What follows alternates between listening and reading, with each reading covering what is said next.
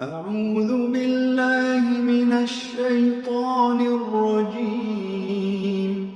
بسم الله الرحمن الرحيم. ألف لام ميم.